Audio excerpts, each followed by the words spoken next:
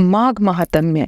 सब प्रकार के विघ्नों का नाश करने वाले गणेश जी, सारी सृष्टि का पालन करने वाले भगवान विष्णु और ज्ञान की दाता सरस्वती जी, सब पुराणों के कर्ता श्री व्यास जी तथा सभी ज्ञानी जनों के चरण कमलों में नमस्कार करके भगवान की श्रद्धा और भक्ति रस में डूबे हुए माघ मास महात्म्य की मैं कथा कहती हूँ।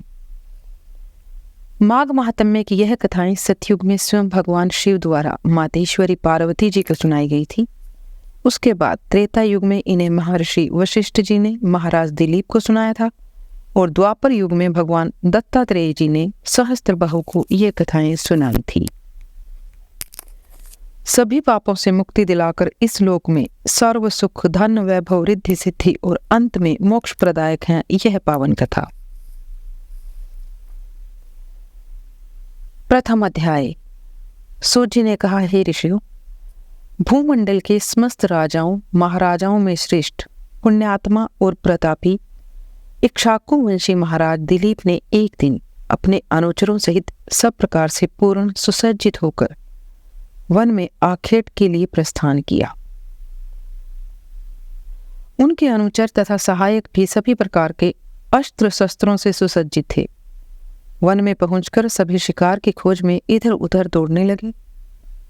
जैसे ही किसी अनुचर को कोई वन्य पशु दृष्टिगोचर होता, वैसे ही वह महाराज दिलीप को सूचित करता। राजा ने अनेकों मृगों तथा जंगली सुअरों इत्यादि का शिकार किया।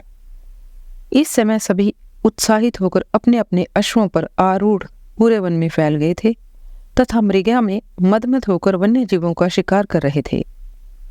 कई दिनों तक यह क्रम चलता रहा। सभी वन्य प्राणियों में भय और भागदौड़ छा गई थी। महाराज अपने अनुचरों सहित शिकार करते और विश्राम करते हुए आगे बढ़ते जा रहे थे। राजा सिंह का शिकार करने को व्याकुल हो रहा था, पर समस्त वन में सिंह अब तक कहीं भी दृष्टिगोचर नहीं हुआ था। इस समय दिलीप ने देखा कि एक अत्यंत सुंदर मृग एक झाड़ी से निकला तथा विद्युत गति से चौकड़ी भरते हुए वन में एक ओर भाग चला। राजा दिलीप ने जैसे ही उस मृग को देखा, वैसे ही अपना घोड़ा उसके पीछे दौड़ाकर उसका पीछा करना शुरू कर दिया। किंतु मृग के भागने की गति इतनी तीव्र थी कि राजा का अश्व उसके पास पहुंच ही नहीं पा रहा था।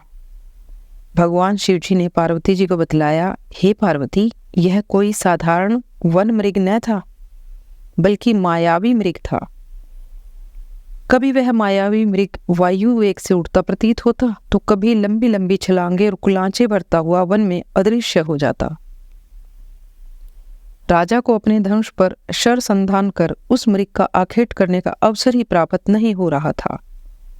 इस प्रकार अत्यंत कठिन मार्गों से गमन करता हुआ वह मृग राजा को भ्रमित और श्रमित करता हुआ कठिन और दुर्गम मार्गों से भागता रहा और अत्यंत दुर्गम लता गुल्मों में आच्छादित कंटका किरण प्रदेश में घुसकर अदृश्य हो गया।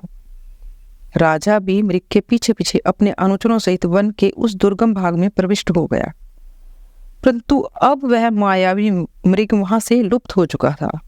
थके हुए राजा और उसके अनुचर प्यास से व्याकुल हो रहे थे। कुछ ही दूरी पर प्यास से व्याकुल राजा और उसके अनुचरों ने एक अत्यंत सुंदर और रमणीक जलाशय देखा। इस सरोवर की शोभा देखकर राजा और उसके अनुचर प्रफुल्लित हो उठे। सरोवर का जल अत्यंत स्वच्छ, निर्मल तथा पारदर्शी था। जल में मछलियां विहार कर रही थी तथा मध्य भाग में सुंदर सुंदर कमल खिले हुए थे। इस जलाशय के सुंदर और निर्मल जल को देखकर ही राजा का मन प्रसन्न हो गया था और वह अपना सारा श्रम और क्लांति भूल गया था। सभी अपने अपने अश्वों से उतर गए और उन्हें जलाशय के किनारे के वृक्षों से बांधकर विश्राम करने लगे। थकावट दूर होने पर सब ने सरोवर में स्नान किया और मध्याह्न संध्योपासना करके भोजन ग्रहण किया। भोजनोपरांत राजा अपने अनुचरों सहित सरोवर के वृक्षों की छाया में विश्राम करने लगे थे।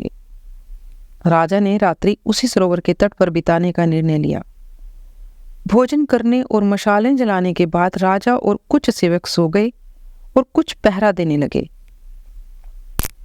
रात्रि के द्वितीय पहर में जंगली शूकरों का एक बड़ा सा दल उस सरोवर पर आया।